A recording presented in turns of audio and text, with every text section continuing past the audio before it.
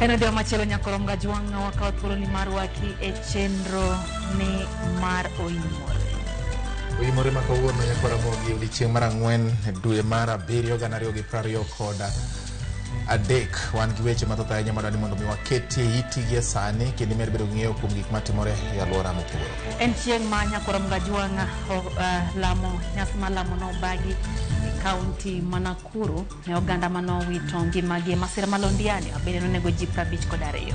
E kinde ma magi timore bende weche mag siasa ok odong' chien ka twak mane ujibet ni bede kind Azimio la Umoja One Kenya gi Kenya Kwanza kweth ka kweth koro ywa ding jowete gini gine ma gibago twak. Koro en mana ni ywa mula na muli.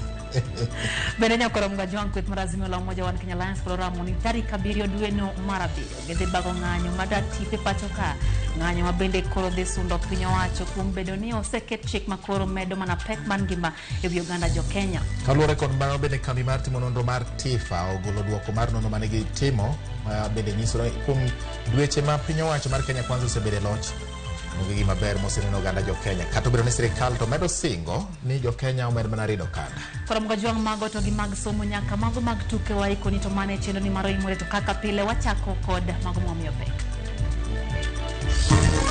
We express ourselves loudly and clearly on issues affecting us. So we have got to fight, and that fight begins on this Friday. We need unity now more than ever. Twak kind Kenya Kwanza gi Azimio chalo mamedo lal nono ka koro Azimio ramo ni ng'anyo mage dhi nyime. Effect 5th July 2023, passengers can expect a moderate increase of between 30 of the current fare charged across the various routes. Weg matatu e pacho ka olando medruok mar nengo wuoth nyaka tamalo 20 kipimo gi nengo mapile pile. Kulikuwa na wawili wenye walisurvive, walikuwa wamefika Sumba na nikafunga engine tukaenda Sumba usiku huu. Kufika kule tukapata tayari maofisa wa Coast Guard walikuwa wameshafika na wale survivors walikuwa ndani ya hiyo dingi. Jolupo ariyo ma Kenya onegi gobila ma Uganda kane gilupo e nam Lolwe e gweng' Masumba.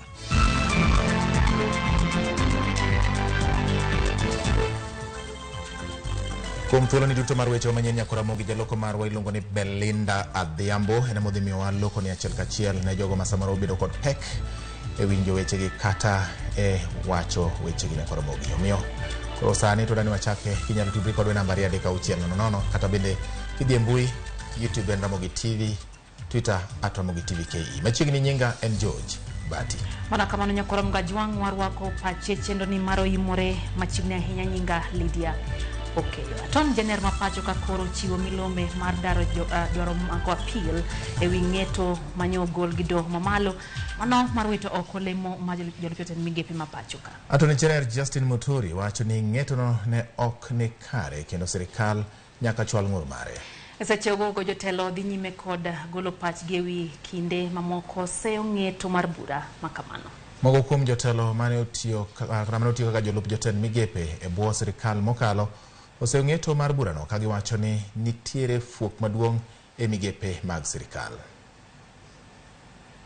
Jotelo mapacho kae pod dhi nyime kod golo chung' margi e wi bura mar wito oko lemo mag jolup jotend migepe kod doho mamalo chieng' wuok tich jumani.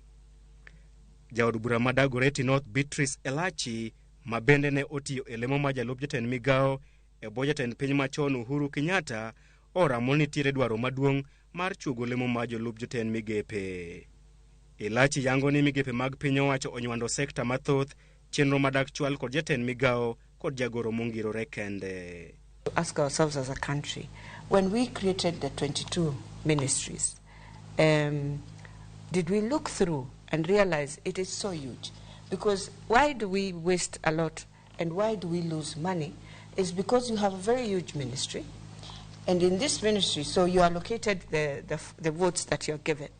But if you don't follow through, you find you're doing a lot on one sector, and this other sector seems to be, you have to drag it in. But isn't that why weche mag Elachi oselwedo kod Wilson Sosion ma en achiel kuom ji manyo doho owito oko lemo magi mag jolup jotend migepe.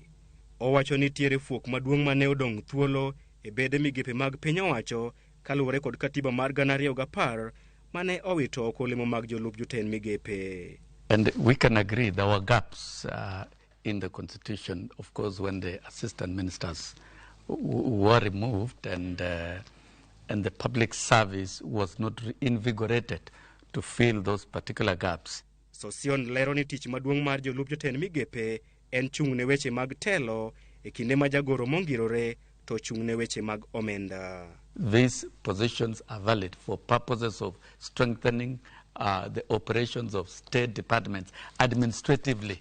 There's a big difference between the role of the cabinet secretary as the overall in charge of the ministries and a big difference of principal secretaries as accounting officers. Administration is a completely different domain. E twak margi kod Citizen TV, jotelogo okwedo weche mosebedo ka fuong'ore e pacho kae ni lemo mag jolup jotend migepe ne owit oko kod doho mamalo e higa mar 2021. Gilero ni doho ne omiyo mana piny owacho mar Jubilee thuolo mar neno ni lemo makamago ochuog kaluwore kod chik. And I think Mrima gave, suspending the judgment that we were already in office, all that, was giving space to government to ensure they regularize everything that he felt was done wrongly. And when you look at what the Kenya Kwanza did, it did not hurry to appoint individuals.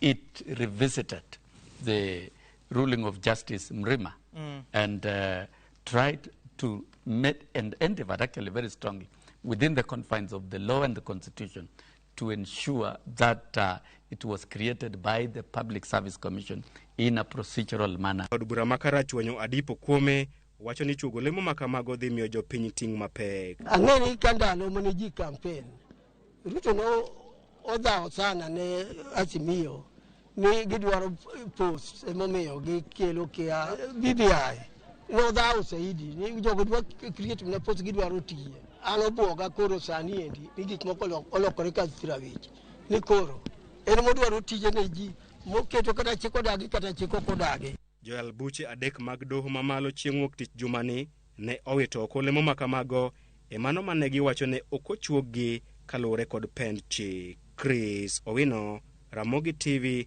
Nairobi. Wadhi nyime riwruok mar Azimio la Umoja wan Kenya osingo dhi nyime kod romo mage mag sundo piny owacho mar Kenya Kwanza kuom kalo chik mar omenda magiwacho ni omiyo nengo mar ngima oidho mokalo. Ogai mar Azimio la Umoja wan Kenya Lansha Lamro Odinga olero ni romo matich abich jumani mabiro keto mijing'e chenro magi maketo liet na sirikal mar Kenya Kwanza kaka jafwambo marwa Eric Owenga leronwa. Kodo ndalade kende to riwruok mar Azimio la Umoja bagro mar sabasaba jodito mag Azimio ramo ma oumo yigi piny ni safar mar manyo lokruok e Kenya dhichopo ya midi e romo margi majumani. Jatend Azimio Raila Odinga wacho ni okang' magibiro kawo luwore kod kaka lwasi chalo ahinya kaluwore kod kaka piny owacho okoso dewo jopiny. There comes a time when people get tired of being taken for granted. There comes a time when people get tired being taken for fools. There comes a time when people get tired of getting tired and decide to act. That time has come. Consequently, we are embarking on some drastic actions. Wacho sur ahinya to weche mag mafuta, Azimio lero ni serikal hinyo ganda kendo mane emomiyo gidwaro mondo jo Kenya duto obi owuok karomgi mar wuotho korgi kanyakla e kwedo chikego. Ruto is imposing taxes on us without our consent and making laws whose net effect is to make life increasingly difficult for our people. We are here because the taxation situation in the country and its accompanying injustices can no longer be tolerated. It has become clear that we are dealing with a dictator who also has no respect for wananchi. Azimio wacho ni romo magi ok bibedo kotulo kendo ibiro time e yor kwe. We need unity now more than ever. United we can get many of the things that we not only desire but which we justly deserve. From Friday, let's proceed with bold determination that we are going to stick together. Let us stay with this fight until the end. Korka koreto Gavana Masia James Orengo kone oganda ni pek mar ngima magikale gisani en kalore kod okang' mayande mokum jood bura mag Azimio kao mar podho chik manyien mar omenda. So if we elected a member of parliament and there's a finance bill and the country is saying the cost of living is high and the finance bill should not be passed, and your member of parliament says yes, cost of living should just go up, you must bring that member of parliament to question. Why have you done that to make our life more difficult? The same law that sets up the governments and its institutions like parliament, the courts, the police, etc., allows us to picket, to protest, and engage in boycotts and present petitions. Riwruok mar Azimio la Umoja motele kod Raila Amolo Odinga koro ramo nok gibidok chien mar dhiro piny owacho mar Kenya Kwanza mondo chop gigo magidwaro. Ka tich abich ni koro wenge duto ng'iyo to ere kaka gibro sundo piny owacho e mano magiwacho ni gibro luongo kamkunji e timo Kenya duto. Eric Owenga, Ramogi TV, Nairobi. Korom gajwang riwruok mar Kenya Kwanza makuchiw motegno ni lalruok e kind gi Azimio la Umoja One Kenya Alliance pod biro dhi nyime kata bang' kweth mar Azimio lando ni ok gibi yore twak makamano. Kenya Kwanza wacho ni Azimio la Umoja One Kenya Alliance poko oro negi oboke ayanga manyiso ni negiweyo twak. Azimio to pod oramo ni Kenya Kwanza no keto tugo e twak makamano. Eromo mane gibedogo e kar bagoromo mabomas kweth mar Kenya Kwanza wacho ni onge oboke ma oseornegi gi kweth mar Azimio la Umoja One Kenya Alliance manyiso ayanga ni ne gibolo twagno kanya kasani pod ging'eyo ni twak makamano biro dhi mbele. We wish to confirm that we have had no communication whatsoever from the Kenya Kwanza, from the Azimio side, and there has been no attendance. They have not written to us to say they are not coming back. They have not invoked the remaining clauses to say they are not coming back. But we are going to wait for them for what in law we know is a reasonable period of time. The failure to communicate and the failure to attend by Azimio side of the talks is a demonstration of lack of interest and the good faith in these talks. Kweth mar Kenya Kwanza koro dwaro mondo mia put maneno no weche commissioners mag duol matayo yiere pacho ka IEBC odhi mbele kod chenro mar manyo commissioners manyien mag IEBC. The country needs IEBC as a matter of extreme urgency. You all know that we do have constituencies that require by-elections. We have wards that require by-elections.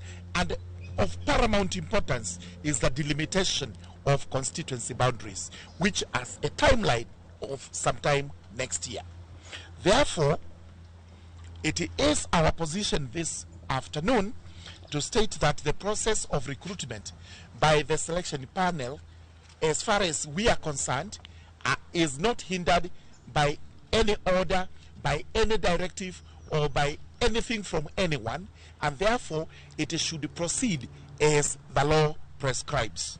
Kweth mar Azimio la Umoja One Kenya Alliance dwe mokalo nowacho ni ok gibidonjo e twak e kindgi gi Kenya Kwanza ka giwacho ni kwethno ne ok omiyo twagno pek mowinjore. Having imposed on us the punitive taxation measures contained in the Finance Act 2023 in complete disregard of our views, we declare an end to the bipartisan talks to which we had sent our delegation, in the hope that Kenya Kwanza will show interest in resolving the pro-people issues, including the cost of living. Jatend kweth mar Azimio la Umoja One Kenya Alliance Raila Amolo Odinga wacho ni kweth mar Azimio la Umoja One Kenya Alliance ne oikore ne twak makamano, to kata kamano Kenya Kwanza no oketo tugo e twagno. Kenya Kwanza cannot solely alone, single-handedly appoint the referee in the elections.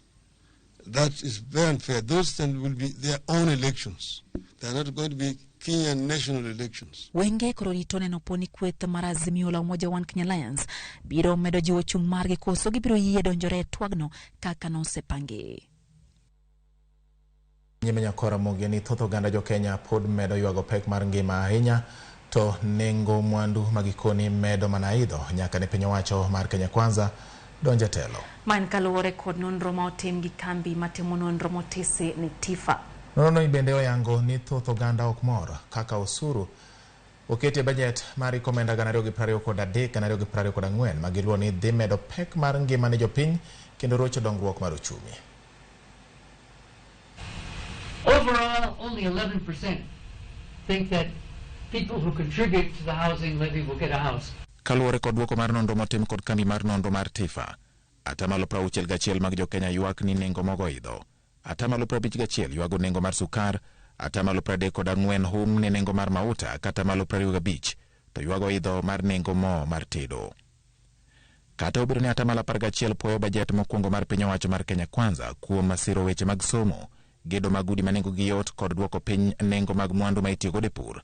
Atamalo 44 mag oganda ogolo pachgi ka gikwedo medruok mar osuru mar mauta, osuru ma oketie mwandu mochuno kod osuru ma idhi ng'ad jotich mondo sirgoro weche mag gedo mag udi manengo gi oyweyo. Ewi gedo mag udi mane onyuolo twak mapek e pacho ka motelo ne somo mar bajet kor dwe mokalo.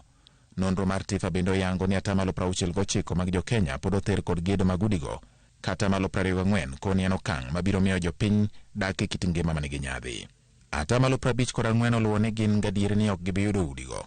Atamalo 11 onyiso yie ni piny owacho biro miyo gi udi, kata malo 15 to koni gi kia ka gibiro yudo udigo kata weche udi biro bagni. E kinde ma piny owacho mar Kenya Kwanza osebedo ka singo chugo thuolo mag tije ne rowere ma pacho ka, nonro mar TIFA oyango ni atamalo 31 ma onge tich pok nondike tich moro amora.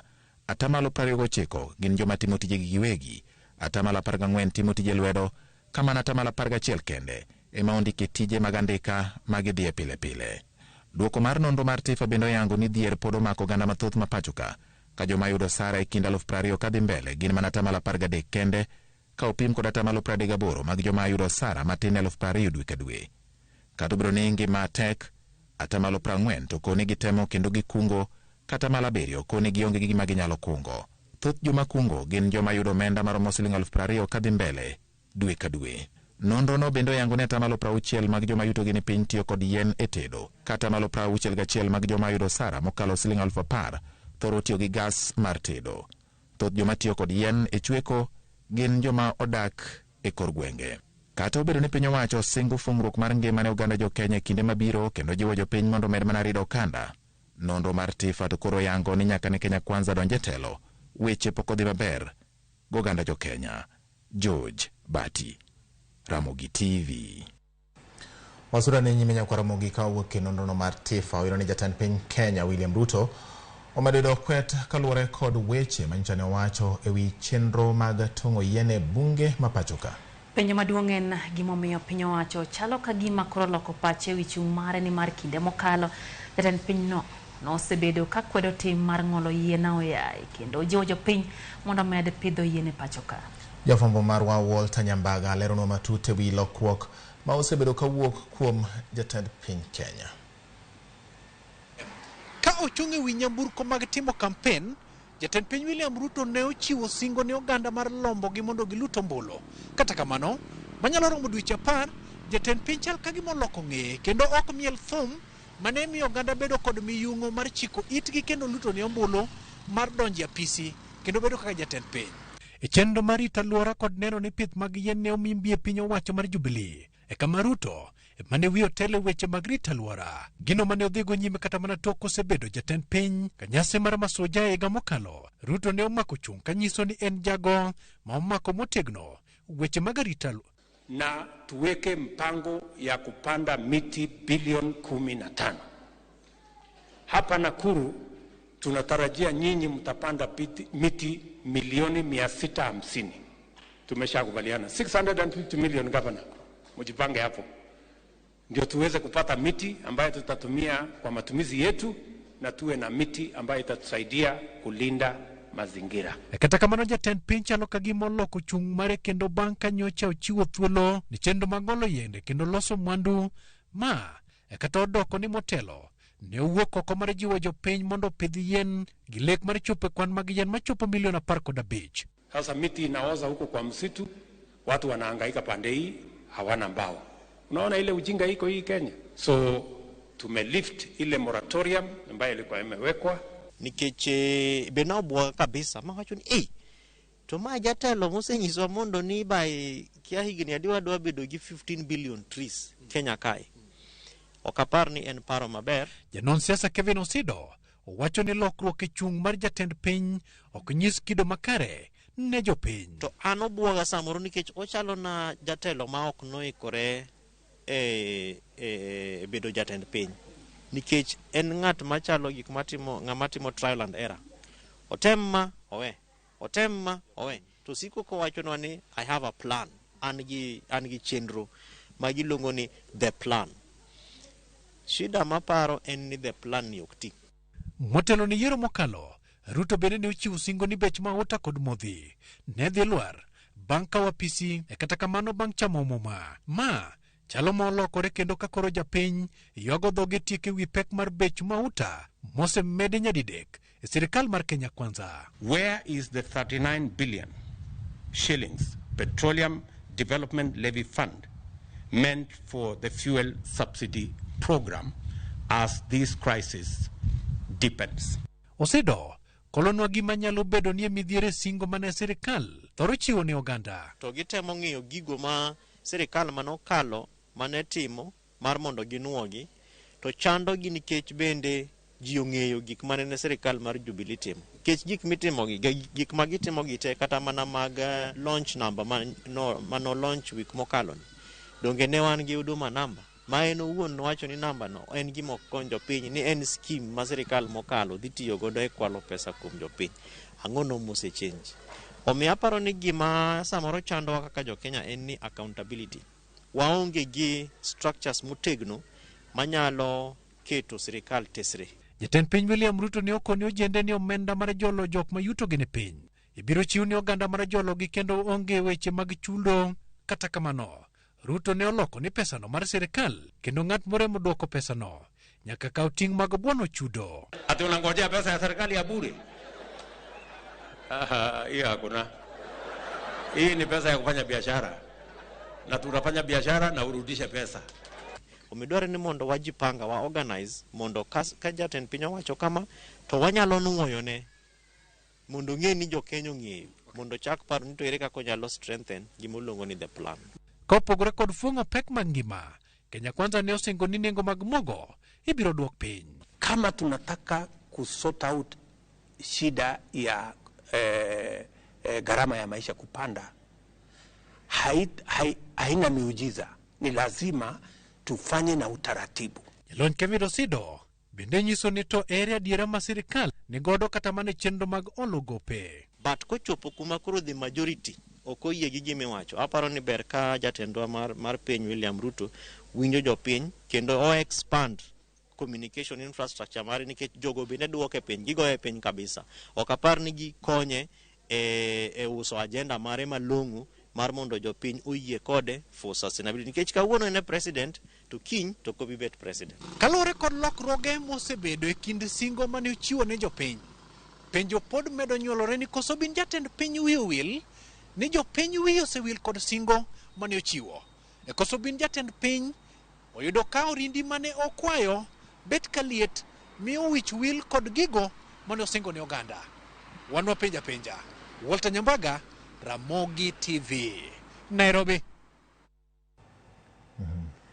Ng'ama bro dwoko Nyambaga? Agino ni dwoko biro yudore koponi lokruok obet kuom gik manowachi mapok ochopi ka ochak chopgi. Kapod wantiere mana kanya kuom gajwang jatend piny Kenya William Ruto Ramogi moko kuom jotend siasa mag dhood Luo kendo singo chwalo dongruok kokalo kuomgi. Ruto wacho ni oikore mar tiyo ne jo Kenya maonge kod akwede moro amora. Jotelogo noromo gi Ruto e kar jot mare, jogo noriwo jood bura Gideon Ochanda Mabondo, Tomo Jienda ma en seneta ma Kisumu, Karoli Omondi Suba North, Elisha Odhiambo Magem kod Mark Nyamita Mauriri. Mamoko ne gin Paula Buor Marongo kod jaod bura Malang'ata Felix Odiwuor kada Jalango. Eren migawo matudo kerido walo kod jagoro mong'ere migawo mar arita bende ne nitiere kodgi.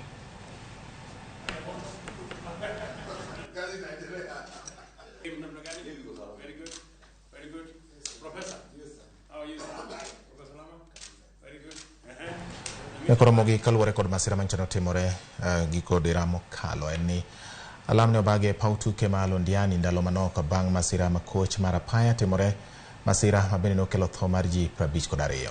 Jotelo kod jopiny noyoro alamno mar paro jogo ma osenindo ka jodito mag sirikal notiyo gi thuolono e lero moko kuom okenge ma gichano tiyo gi tieko masira mag apaya e pacho ka. Jatend migawo mar wuoth Kipchumba Murkomen wacho ni gichano keto picha mag wang' dede e nyamburko mating'o jowuoth mondo mi omeny kaka derepe riembo. Fomora Millicent Adhiambo nitiere kod ler mathoth. E pautuke ma Londiani e kaunti ma Kericho, oganda opiemos ka gin kod lit gi kuyo e chunygi e seche ma alam dhi nyime mar paro ji maromo 52 manyocha owito ngimagi e masira ma koch mar apaya manyocha otimore chieng' tich abich juma mokalo. Nakumbuka watu wetu ambaye wametuacha. Kanoloso e sach alamno, jalup jatend piny Kenya Rigathi Gachagua owacho ni oganda ma kwangi odhuro wito ngimagi apaya higa ka higa kendo lero ni kaka sirikal gin kod chenro mong'ith mibiro ketie tim mar thiro masira mag apaya go. Rais amekuagiza ufanye kila jambo litawezekana kudeal with road safety kwa sababu watu 5,000 kwa kila mwaka is too much for the country. I want to assure you of the support of the President and I and the rest of us in coming up with practical interventions and solutions to bring sanity on our roads. Tokor kakore, jatend migawo mar apaya Kipchumba Murkomen to yango moko kuom lokruoge manyaka koro kete tim kaka mar bero sekta mar wuoth kamoting'o chuogo tipo mag wang' dede e nyamburko kod chuogo chik mag choko osuru kuom jogo matiyo gi apaya e ka omenda makamago tigodo e bero apeyni mapacho ka. Your Excellency, we want all commercial and PSV vehicles and school transport vehicles must, the word is must, be fitted with dashboard cameras and vehicle telematics. All the circles that will manage the matatus and public transport and the Ministry of Education included for carrying vehicles, all of them must provide the application so that, Your Excellency, ukiingiza mtoto yako matatu in Eldoret na inabebwa na Eldoret Sacco anaenda Nairobi, ukienda kwa app ya Eldoret Sacco app, you can click the vehicle, it will show you where the vehicle is at any particular time and the speed that vehicle is carrying. Eseche ogogo, Governor ma Kericho Stephen Sang oyango ni thoth jogo manyocha yudo hinyruok e masira ma Londiani ngimagi orochore kendo winjore migi sir motegno. We have 14 patients in both our Kericho referral and Nakuru. They have been maimed. Their lives will never be the same again. I propose that after this fundraiser and support from your office, we get some money so that as county government, we sort out the medical bills for them, and whatever comes out of here, we give it to them to begin their lives afresh. Ma timore kasama masira machielo marapaya otimore gweng' ma Mau Summit bang' bas mar kambi mar ina mane oriko chomo Usenge ne ong'ielore kendo kelo hinyruok mar ji makwangi oheu 30 koriwo koda ka jopuonjre. Millicent Adhiambo, Ramogi TV.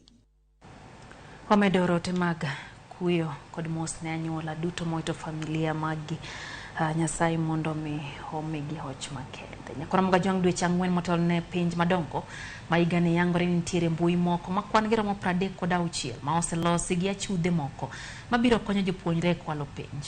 Jatatije duol mar tudruok e pacho ka Ezra Chiloba wacho ni lony manyasani en oinga maduong' e kedo kod kuo mar pinj. Chiloba nolose kinde mane giromo komiti mar od bura ewi kedo gi kuo mar pinj kaka Simfoso Kinda leronwa.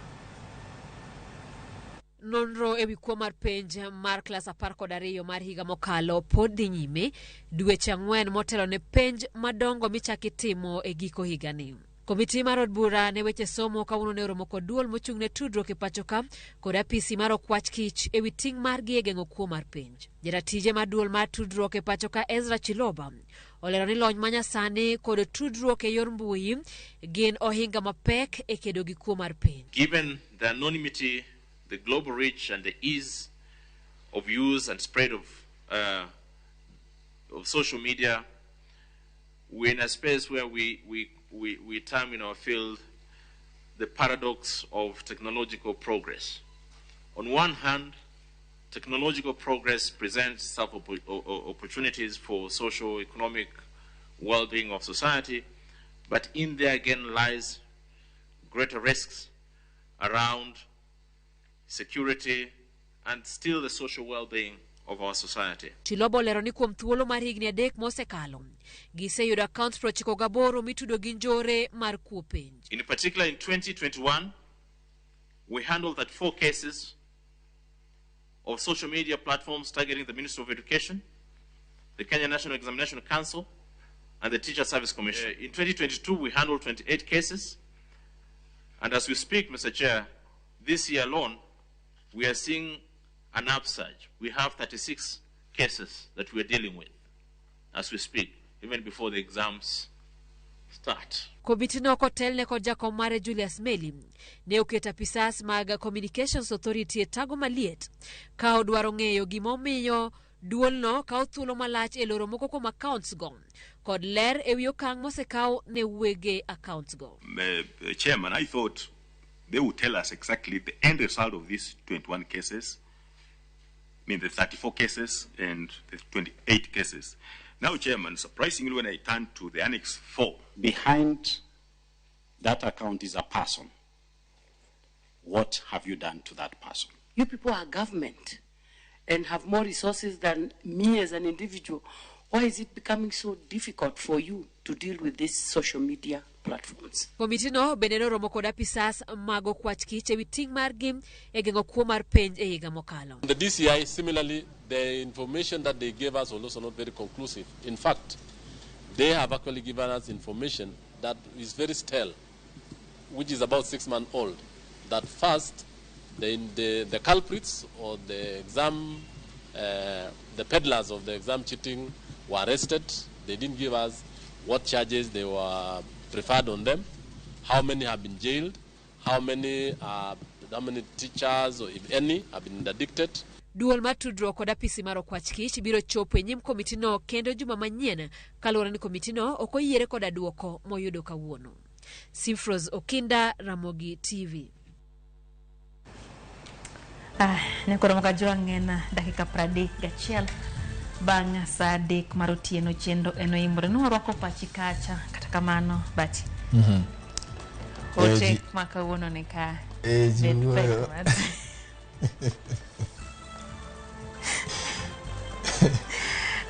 To kwayo makende ni kata kwa oro gitu waora marito luor jotelo pod jotelo kata piny te koro in kioro mar siawa gi ji to papar ka bubedo maber ahinya kikutua gi jotelo hapa ni en pek mar ngima bati emamiyo koro ich wang' matin. Samuel Oyugi mar Oyugis wacho kata ni public participation mane jo Kenya Kwanza wacho oko feature anywhere views mag ji kendo wacho ni penjo maduong' koro en ni bende public participation gi kwano be itimogi ikati ketogi e tim. Kaeto William Jumo wacho ni entiere pap Kajwanga kendo entiere kanyo gi mama gi Alice giduto ikete mana kaera Ramogi TV. Pastor George mar Road Jesus Fellowship Church wacho ni embe entiere kodwa chendo sechopo kaka pile kendo keto mana wang'e chendo ni mar Ramogi TV. Neno ka achiel kuom ote mana luor somo en onde kanyo gi Fredo Suru wacho ni jotelo ko kata dhi lim State House pile ka pile kata ginind kono to nyaka ging'eni gima gidwaro en achiel nyaka duok ngima piny. Alright, erokomana ahinya. Dikiwa ko ero Baba Tony owuoyo ka en to wacho ni jo Kenya Kwanza gi ok giol ga kod miriambo mane gimopenjo. The court said clearly ni oyiene jatend piny chugo CAS apredega kende to gin koro giloko ni do ok dwar CAS and they are really alive to are they really alive to thagruok ma jo Kenya kale adier sukari 210 kilo achiel wang' ni to oirwa moduodwa wigi bende okuodi kata matin mane penjo ma en bende penjo kasto Evans Kantire Sigomre Maroche Villa jojo neno Ramogi TV live makare kendo mor kaka waktelo ni weche manyien to oro mana mos ne Nick Oloma owacho kamano.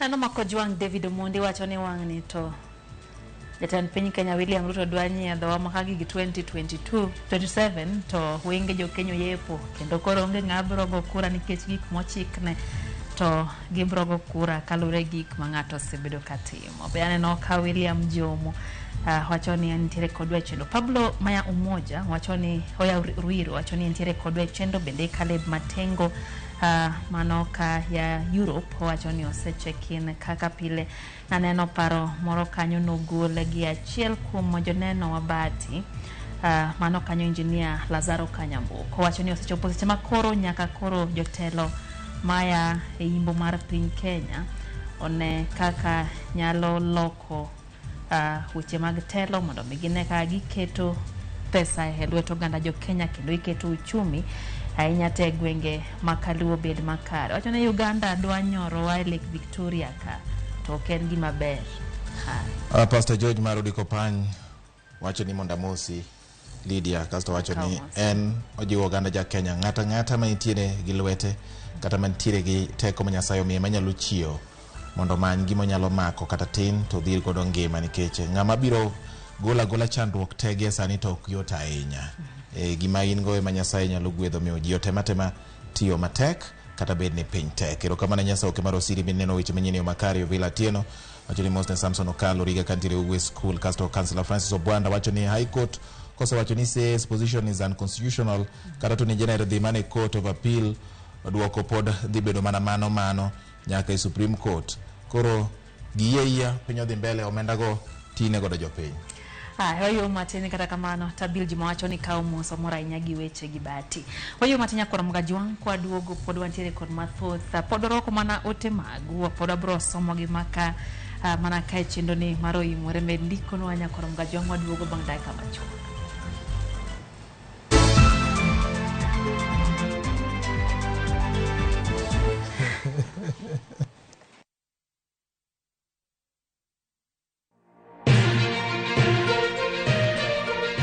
Weche manyien mamulo dhod chunyi maiye gin mago machiegni kodi weche thieth anyuola ohala to kata rita ka utuch to wan kode kotimore skunde e gweng'u ne wedeni kata osiepe magi duto wan kae mar neno ni ng'eyo gima biro kendo bedo gi ikruok motegno onegi ng'e gima timore e seche motimore mapiyo to mae e kama iyude wechego nikech Kenya en marwa waduto to Ramogi TV en odwa to kendo wantie iye kanyakla achiel kaka onagi ma en rupiny kod mbaka oromo e Ramogi TV sud machiegni mondo wago mbaka.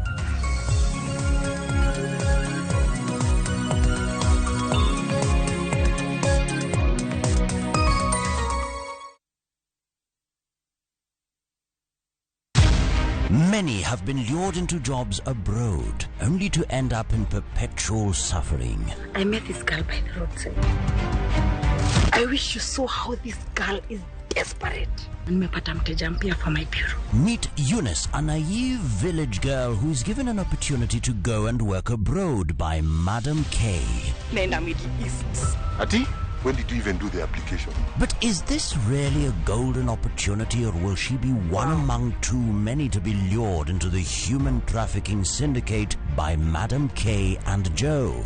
The parents are caught in the middle. Will they listen to John's side of the story even as he is caught trying to save his girlfriend? We have to leave this place.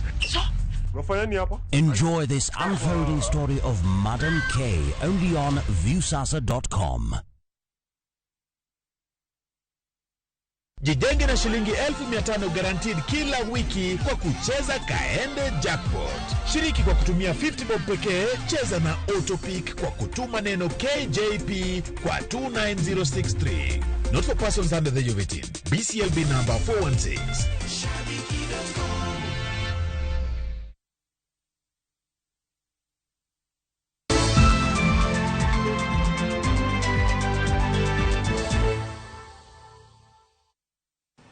Machini kendo nyakora Ramogi omedo dhi nyime gi weche manyien kama lweny mar laro nam e kind Kenya gi Uganda chalo ma pod medo mana jiwore bang' ka jolupo ariyo mag Kenya ne onegi gi obila ma Uganda.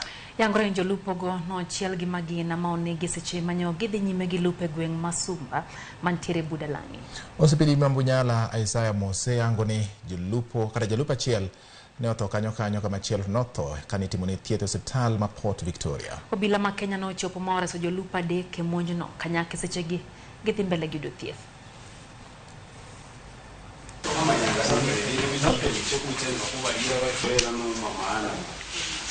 Walivamiwa na maaskari kutoka Uganda vile walisema, si ukua, na waliwapiga masasi, watu wawili wakakufa.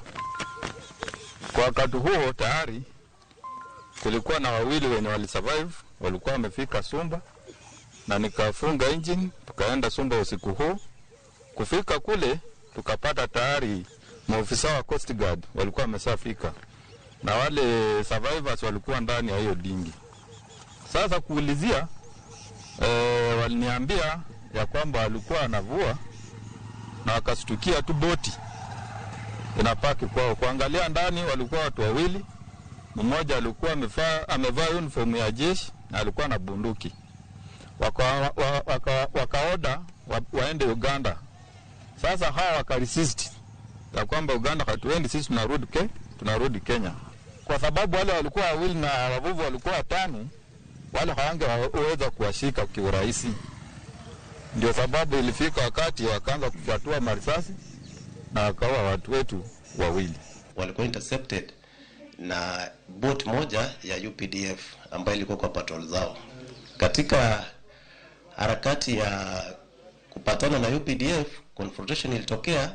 Askari mmoja wa UPDF alipiga risasi kijana mmoja wa Kenya ambaye anaitwa Fred Majoni. Jopiny mawuok Nyalenda bie county ma Kisumu no monjo tesendo bila Nyalenda ka gentiere kod mirima tok lal mar japuonjre ma jahigni 16 Malawan School chieng' Jumapil. Kalore kod min japuonjre no Tracy Adhiambo no wuok e dala gi chieng' Jumapil kanyaka sani pok owinj ombe. Gino manochuno mondo gindik dhogi e tesendo bila ka jopiny to ywago rochruok mar arita e gwengego. Kata gweng'no kane giloso e wachno bende jalup OCPD ma Kisumu Central olero ni achijino ogeng'ne tesendo bila ma Kisumu Central kanonro pod dhi nyime mar yango kama japuonjre no nitie. Olal tawinjo ni nikawo nyathi wuok godo kore ko yena ni andonga biro mana kanyo ang'ise na dwaro nyathi taluongo jaduong' gweng' to go wade wata koro wakete machiegni awacho ni kik we ng'ani chal nong'e kuma Tracy dhi. Tracy pok nobet ga konyak sechegi koro kose wakele Simba ka polis koro kwasekele gikine kiyojie to yienwa ne nyathi ni nokawo to miyo ng'ama chielo. Koro ka wabiro kae ka polis ka mondo wawuogi polise arogolnwa go odhi osiemnwa kama nokete nyathi. Polis betero wa kando. Wabiro gi muolo kendo gi ng'uono to akwagi ni giwuogi ng'ano gi kijana no mondo at least omiu kata direction locator kuma no dhie gi nyathino bogik. We can trace, wanyalo luwo bwamany footprint bwadhi kata ene ipi twagol kata ken body twayude. Achich ni wachonwa ni adier nodhi dala gi nyakono chieng' Jumapil. Nyakono nolal chieng' Jumapil kae to nitiere osiep nyakono mung'eyo moparo ni mung'eyo kuma nyakono nitie, but en gadieri ni nyakono pok otho to ji to paro ni nyakono osetho. Koro wan kode ka achich moro no nenre ni nyoyudo wach no moringo lal to wach ni koro waweyo ne jo CID. Wageno ni nyathi ma japuonjre no biro yudore ka ngima mondo mi chako doge lwe jonyuolne kendo dhi nyime gi geno mar chopo lek mare mar somo. Owuok e kaunti ma Kisumu dhi ne Homa Bay. Kaunti ma Homa Bay otelo e kwan mag nyithindo mag kiye. Makalore ko report mar chal mar ngima oganda manogol gi bad migao magolo nonro mag kwan oganda KNBS. Kaka Judith Omoni lero, 50% kende mag nyithindo mani piny mar higni 18 ema odak kod jonyuolgi.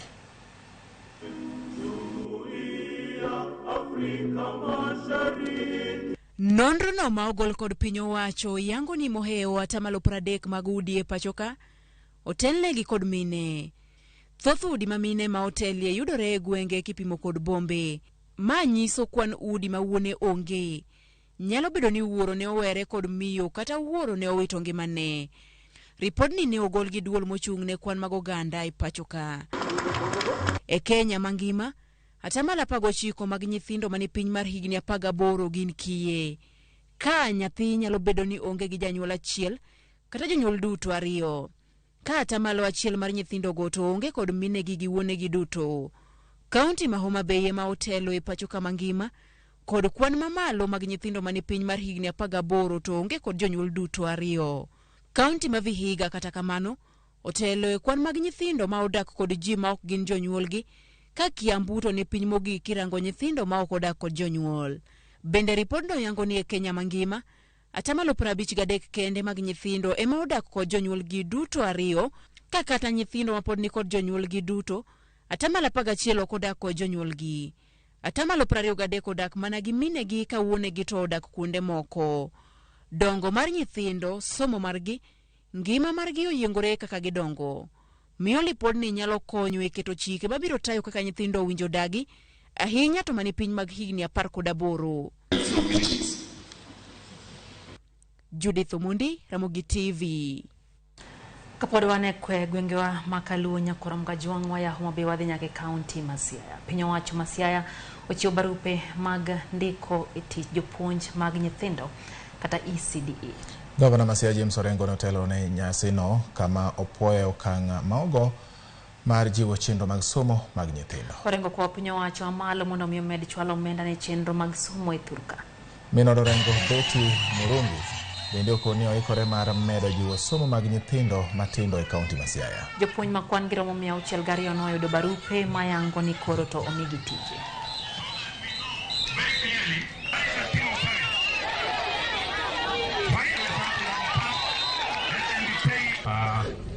Teachers, our employer is a public servant. Umiadwa wacho ni county ma Siaya through the governor Orengo osetimo maber kendo ang'eyo ni achiel kuom gik ma biro timre maber en somo mag nyithindo biro medre Siaya kar Kenya. That you're implementing, which is that early childhood education plays the most critical role in the lives not just of the children that you're teaching, but also of the entire nation, because you're not just doing academics, but you're also impacting foundational values on these young children and shaping the way they go into the world, and that becomes very important.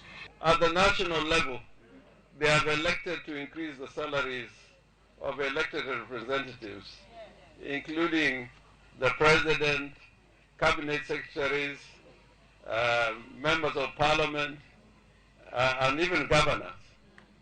I'm saying rather than give Orengo an additional increase in his salary, let us collect that money and give it to ECD teachers.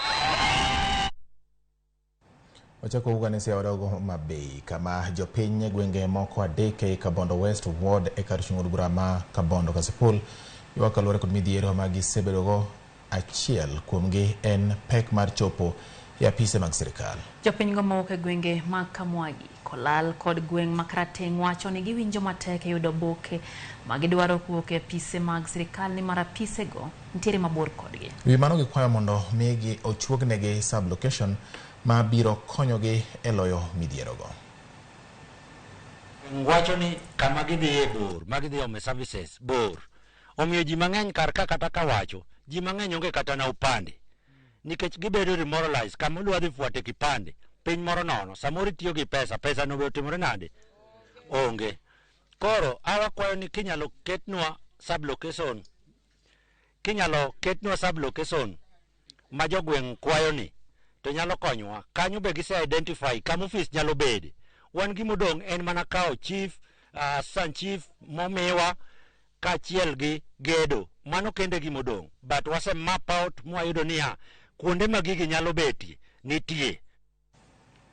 Lokruok mar kor lwasi medo jiwore kor gwenge ma pacho ka. Wach ma koro jolony wacho ni osekelo lokruok mathoth kipimo gi higni mokalo. Sharon Ong'aw nyakora Ramogi miyo ler mar wachni. Dwe mar 7 koyo jabedo mang'ich maloyo dweche mamoko. Wach ma jolony makoro chal mar kor lwasi wacho ni jakelo kodh yugni kachiel kod luoch mathoth. Jopuro jiwo mondo kik pidh cham e kinde makamagi. Dwe mar 7 mang'eny gwenge gwenge makaluogi endi to koth malong'o mabet onge. Obiro bedo koth iluongo ni yugni. Obiro na koth mayugni endo gi luoche mantie kaka nyoindo matin. To king'iye malong'o kiluore gi koro mar kor lwasi mosebedo godo sani.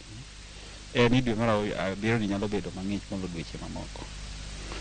Mang'ich en ni bedo gi kuonde moko mag koth ma koro kik ng'ato ne ni koro koth chwe ochak pitho ne ni koro nitie lokruok nitie kich ang'eyo ni se nitie lieko ma ji wacho ni El Nino boikore. Jolony makoro chal mar ataro wacho ni liet mar ataro medore omiyo kodh El Nino nyalo neno machiegni ni. Liet mar ataro medore manyiso ni e giko mar higa ni ka higa ni dhi chako gik El Nino nyalo bet.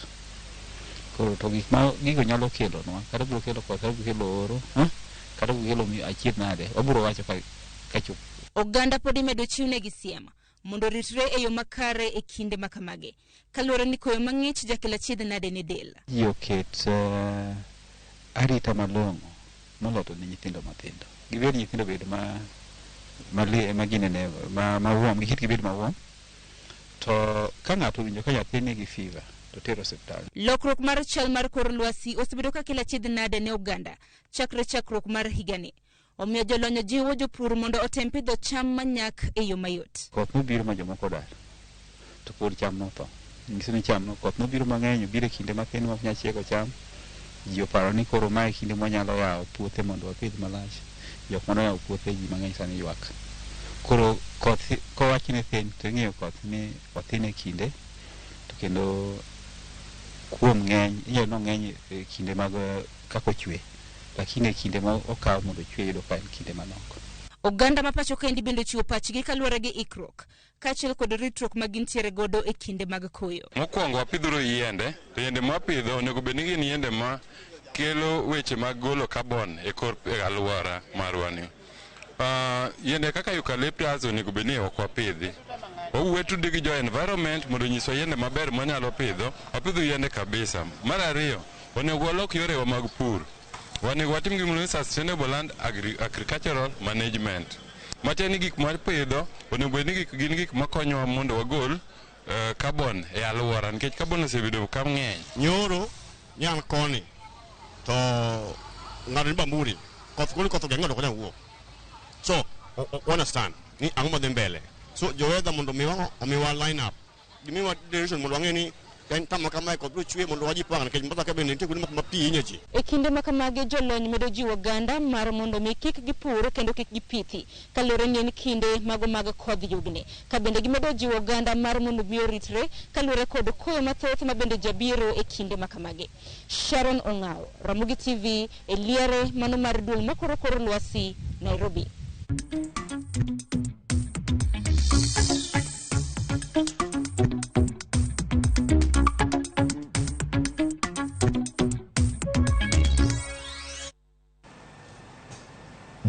Wasuda ne nyime wang'eni to koro weche mag ohala kata uchumi kato wacho nang'o.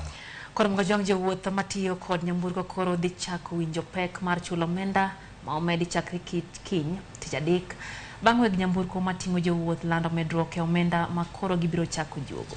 Riwruok mar weg nyamburko wacho ni medruok e nengo mauta koro chunogi mondo mi gimed nengo mag wuoth mondo kik giyud lal. Edwin Okoth miyo waler. Ndalo 4 bang' duol mochung' ne tayo nengo modhi nyamburko kod teko stima EPRA lando medruok e nengo mag mauta. Weg nyamburko koro chwalo pek ne jowuoth. Jakom mar riwruog weg matatu e pacho ka Albert Karakacha wacho ni nengo mag wuoth e bombe dhi med kod kin Sh10 nyaka Sh50. Kamago madhi e gwenge mamoko nyalo idho kod kin Sh70 nyaka Sh300. passengers can expect a moderate increase of between 30 of the current fare charged across the various routes, including town service and long-distance travelers. The decision to effect this fare hike was not taken lightly, and we understand the potential impact on commuters and the wider public. However, it is essential to strike a balance between maintaining a reliable and efficient transport system and addressing the economic realities faced by the matatu owners. Jowuoth mawuok Nairobi nyaka Kisumu, Homa Bay, Migori kod Kisii idhi mednegi nengo wuoth kod kind Sh100 nyaka Sh200, ka jogo madhi Bungoma, Busia, Vihiga kod Mumias dhi medo chudo kod kind Sh200 nyaka 300. Weg matatu wacho ni ok mana nengo modhi kende moidho. Okay, how we arrived at the 30%, we consulted widely with our membership countrywide. And if you go deeper, the spare parts have gone up. If you go deeper, the loans have gone up with 5%. The tires have gone up. That's how we arrived at 30%. Pek mar medruok nengo mag modhi nyamburko bende medo nene yore mamoko mag wuoth, kama jowuoth kod joriemb apiko bende ni kod ywak bang' medruok nengo mag petrol juma mokalo. Gidwa banwa kwal sani koro wan koda pike kuonde gi waringe ndara kuonde gi customer kidhire kata mondo mi pesa midwaro kalure kod kaka fuel omedi ni customer wena ni dwa mai gima nyalo wacho ne jopiny sani ngima tek ma kopo ni ok ng'at mojiwo chunye odak e dak inyalo kata gombo mondo tho kasa thochni pok oromo. Apik stima sani fuel kende Sh197 mondo ekiriemb apiko. Koro gima penjraga ni to koro kiyudo customer momi Sh100 idwaga chopo kode kure, to kata kigo fuel mar 100 idwa chopo kode kanye. Iyudore ka sani kirango sani joma sani travel ji tin gimomi ji tin transport oidho ji kaka ji nyalo timre sani onge. EPRA bende isayo kuom medo nengo modhi kata bang' doho chungo chik mar omenda mano medo sure wi mauta, kendo koro wang' medo rango doho kapo ni kony nyalo a kono. Edwin Okoth, Ramogi TV, Nairobi. Jatend migawo mar pur Mithika Linturi koro wacho ni keyo mar oduma wang'ni dhi bedo maber kendo nengo mar mogo biro dok piny nyaka kama pok ne ochope kuom higni 10 mokalo. Linturi wacho ni bang' piny owacho chiwo mbolea ne jopur oduma maromo gunde milion 44 nyalo yudore, kendo piny owacho oseketo kenge moromo mar waro oduma e nengo mowinjore kowuok kuom jopur. Jatend migawo no kata kamano ne ok oyango nengo ma ibiro usgo oduma, ka wacho ni chiro mar oduma ema biro yango nengo.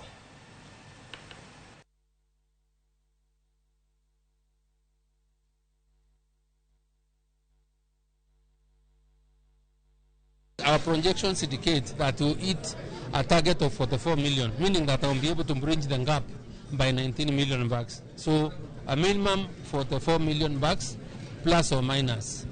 This time, even if there is to be any deficit, because our average consumption is around 50 million to 52 million bags per year, I do not expect a deficit beyond 5 million bags. But the commitment is, once this harvest is done, the cost of unga will come down to levels that Kenyans have not experienced in the past 10 years. Jodak e gwenge ma Ragana County ma Migori dwaro mondo piny owacho yawayanga paw ndeke malichota kendo ketie ndeke manyalo ting'o jowuoth. Jodak mar Ragana wacho ni en gima lit ni pap mar ndege no osebedo kanyo higni mathoth to ginyal kata idho ndege nikech onge mar ndeke mating'o jowuoth. Giwacho ni kelo ndeke mating'o jowuoth bende dhi ting'o malo weche ohala e kaunti ya Migori kod alwora mare.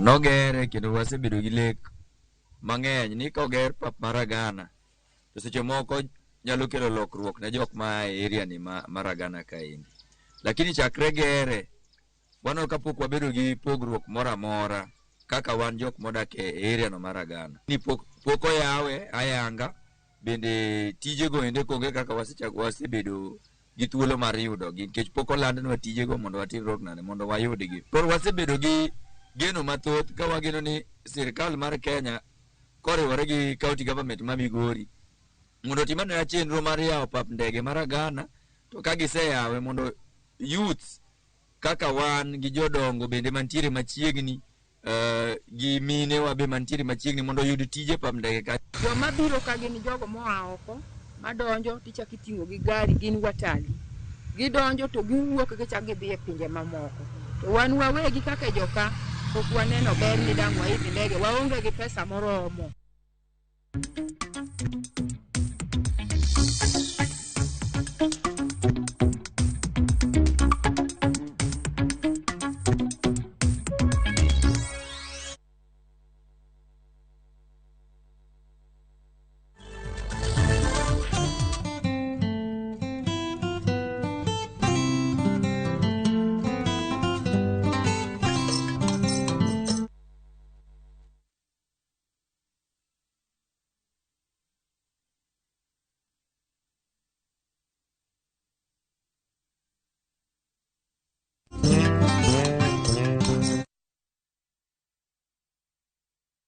Chako bet gi tuo mar diabetes no, nwang'iewo yedhe gi sindene e town. Basto bang'e wadhi DMI, mokwongo nodhi pimne pim moro miluongo ni HB1C. Kanye mane wakwongo dhi e DMI mokwongo. Bang'e kane jo DMI osekawe, koro jo DMI ne konyowa, gimiyowa yedhe, gimiyowa sticks, mane ndalo machon. Netamowa kata ng'iewo. Ndalo moko nwanyalo bet kata dwe achiel ka okwa pime bo wakia kata ni skache nadi, watiyo mana gi yath. Jo diabetes jo DMI osebedo ka konyowa gi yedhe, gi sindene, kata kodhi skul sani to onge gima chande, nikech ko chope skul to bro mana chuore kende, jopuonj konye e skul to chuore kende, kendo koduogo dala to nyalo pimore kende. Wadoko ne giero kamano kendo wakwayo Nyasaye mondo med konyogi.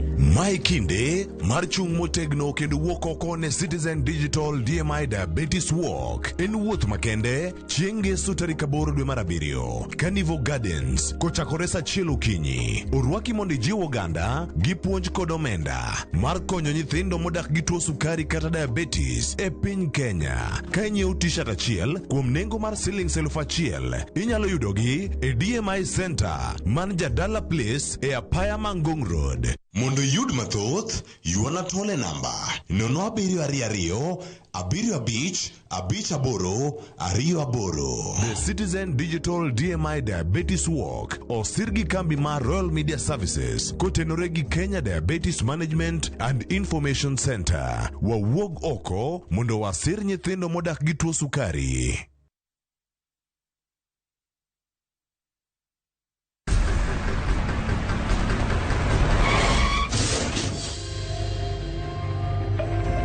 Pole sana madam. Usijali. Wacha wasiwasi.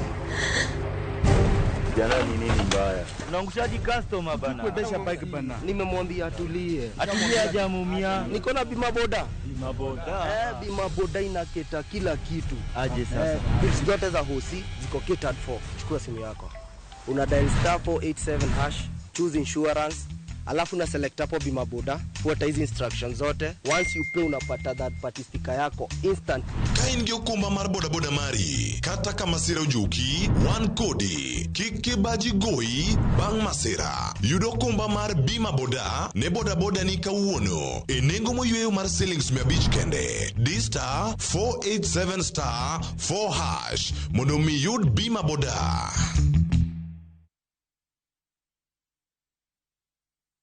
Dial *334# to enjoy 1 GB at 50 Kenya shillings for 24 hours. Bundle exclusively available on Airtel Money. Okay, nimesha set hiyo 1 GB. Sana data yako kakuku tu.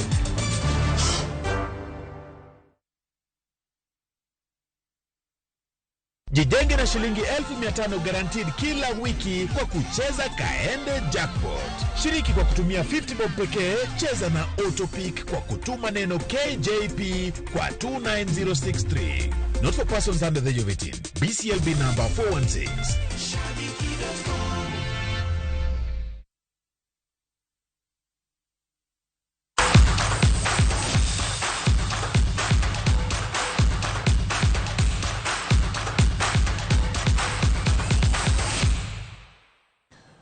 Kono moginen buokane komiti mar od bura mar Senate mochune weche mag omenda piny kata omenda jopiny bang' timo limbe paw tuke ma Mombasa Stadium mane giyudo ka chalo managunda kata bang' muonyo omenda mahao milion 800.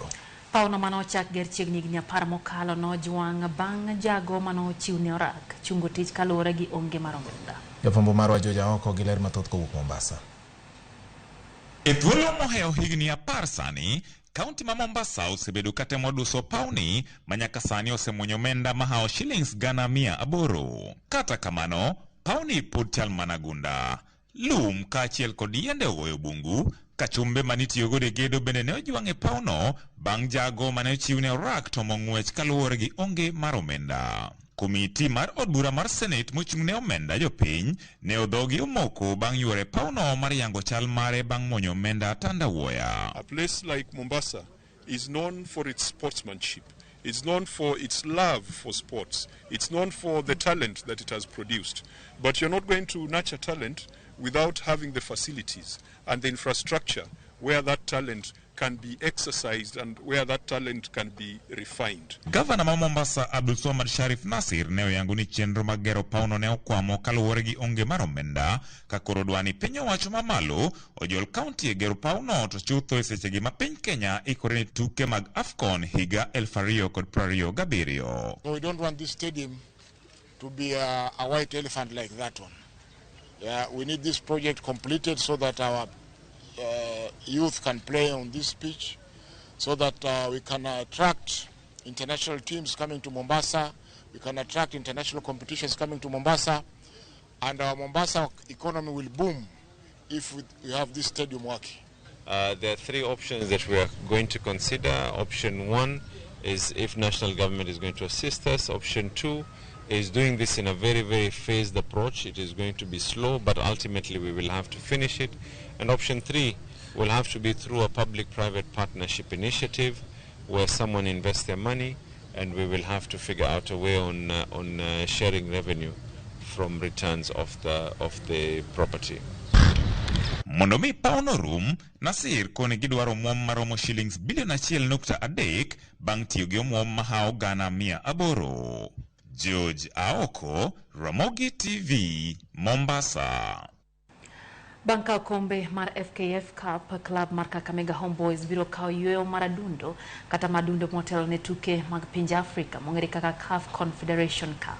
Club no noloyo Tusker FC e final goal 1-0 ka kocha mar Kakamega Homeboys Patrick Odhiambo lero ni ikruok nyaka gi tim makare mondo mi giyud thuolo mar goyo kang' e tuke mag pinje Afrika.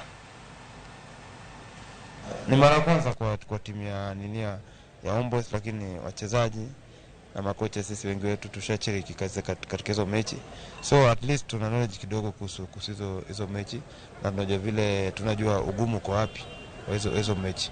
Kwa jumla najua hautakuwa mchezo rahisi, maana yake ni another game tofauti, inataka a lot of qualityness katika play, inataka a lot of teamwork na a lot of insight katika hizo michezo, which naamini kwa uwezo wa Mwenyezi Mungu, tukiwa pamoja, tukishirikiana pamoja, tukifanya kazi pamoja, tukianza maandalizi vizuri bila mambo mengi, nadhani tutafanya vyema.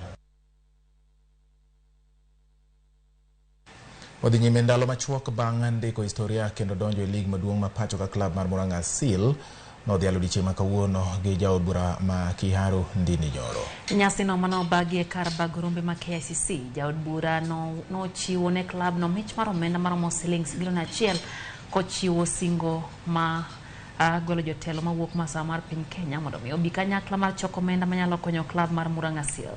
Kono wuoyo gi jofwambo motelo ne tugo mar gi mogik gi club mar Gusii, captain mar Murang'a okwayo johera mondo mi orit kikombe gi leyo ka gibiro timo manyalore mar kawo kombe kowuok e lwet Shabana FC mabiro tugo gi club mar Kisumu All Stars. wan vijende gi gin vijende ma omakre not unless ko gitungo vijende gi to weche dhi bedo mabeyo. We intend to keep the bulk of the team. Right now we have 25 players. We still have 5 more slots to make it to 30. So yeah, it's true that we'll have some additions. This team includes all the surnames of Kenya from all the regions of Kenya. Kwa sababu Kenya hainaga ukabila. Ukabila ni sisi wanaziaza tunaleta. Wakenya wanajua kukaa pamoja kwa uzuri. And that is the reason why we are going to support this team. We are going to support our sports because ile kipawa Mungu amepea mtu, hiyo ni wealth ambayo umepewa na Mungu. And we are here to make sure those who can play football up to the pinnacle of success.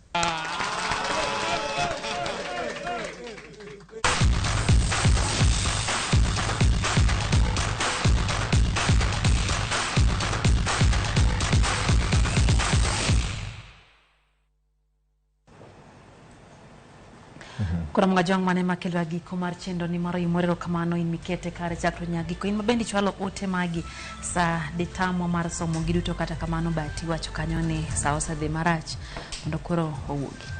Wakwa mana ngwono nyakora mogi ken gi chuny mar ngwono to ngwono nikech kata no dichieng machielo pod wabiro yudo thuolo kindiko to wabiro medo somo gi e kinde mabiro. Ka kamano erokamano kuom keto Ramogi TV e weche manyien mag OIMORE dichieng makawuono. Jaloko mar obedo Belinda Adhiambo kum thuolo no duto tero kamano. Nyinga en George Bati uriti masana. Nyinga Lydia Okeo nyikora mkajwangu beli gutino makare uriti masana.